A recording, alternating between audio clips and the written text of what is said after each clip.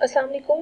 Welcome to new lecture, and in this lecture we will cover the types of functions. ठीक है, अब देखिए जब हम types of functions से डील करते हैं ना, ठीक है, तो types of functions में बेसिकली जो मेन पोर्शन है उसमें कैटेगराइज करता है डोमेन या रेंज के लिहाज से।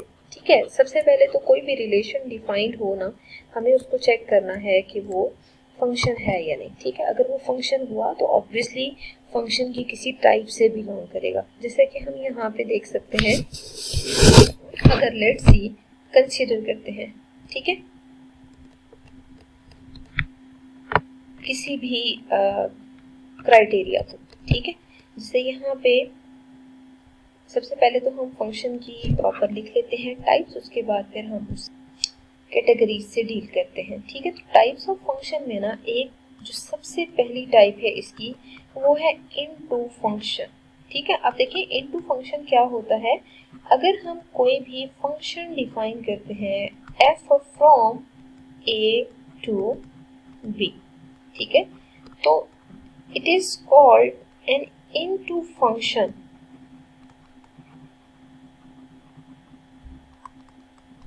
if at least one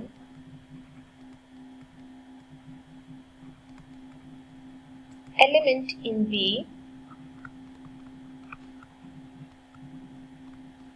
is not image of some element of set A। ठीक है, What does it mean? In short, अगर देखा जाए तो अगर आप रेंज ऑफ फंक्शन लेते हैं ना, it should be subset of B. ठीक है, अगर वो सबसेट ऑफ बी के इक्वल है, कंफर्म है कि वो इनटू फंक्शन होगा। तो सबसे पहले तो हम इससे रिलेटेड एक एग्जांपल डिस्कस कर लेते हैं। अगर हम यहाँ पे function from A to B define करते हैं, ठीक है, और उसके लिए लेट्स सी हम कंडीशन ये लेते हैं सच दैट एफ जो है ना वो इक्वल है 0 1। ठीक है, मतलब वो सबसेट लिया गया है, एक रिलेशन हम डिफाइन करें, उस रिलेशन को पहले तो चेक करते हैं फंक्शन है या नहीं, फिर उसके बाद हम इससे रिलेटेड बाकी इंफॉर्मेशन देखेंगे। ठीक है, अब देखिए जो ए सेट हमें गिवन है ना, वो ये एफ जिन सेट्स के कार्टेशियन प्रोडक्ट से बिलोंग कर रहा है ना, बेसिकली उसमें ए सेट है 0 1 2 3। ठीक है, और जो बी सेट है ना तो 1 2 3 4 गिवन है। ठीक है, 1 2 3 4। अब अगर हमें चेक करना है कि ये इनटू फंक्शन है या नहीं, तो सबसे पहले तो हमें इसको फंक्शन चेक करना चाहिए। और फंक्शन की कंडीशन क्या होती है कि अगर हम यहाँ पे इसकी कार्टेशियन प्रोडक्ट में ना डोमेन को देखते हैं ना, तो डोमेन ऑफ एफ सबसे पहले लिख लेते हैं। तो डोमेन 1 2 3 और